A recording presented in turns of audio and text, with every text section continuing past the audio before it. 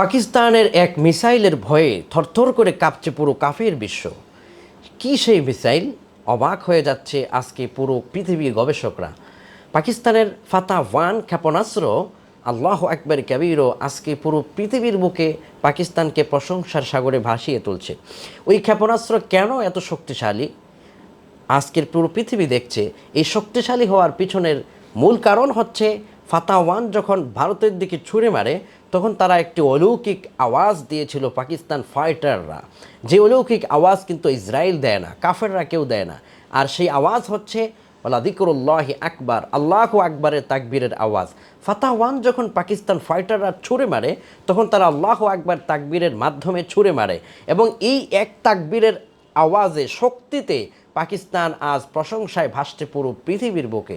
মনে রাখবেন, সারা দুনিয়াতে যখন আপনি যে কোনো কাজে আল্লাহর নাম নিয়ে দাঁড়িয়ে যাবেন, আল্লাহু আকবার বলে কাজ শুরু করবেন, বিসমিল্লাহ বলে শুরু করবেন, যত বড় কাজ হোক, যত কঠিন কাজ হোক, সফলতার দায়িত্ব, সহজ করার দায়িত্ব আল্লাহর কুদরতি হাতে চলে যাবে। সুতরাং আসুন পাকিস্তান থেকে আমরা শিক্ষা নেই, সারা পৃথিবীর বুকে আমরাও যেন শক্তিশালী হয়ে দাঁড়াতে পারি। সকল কাজে আল্লাহু আকবার নাম নিয়ে আমরা এগিয়ে যাব।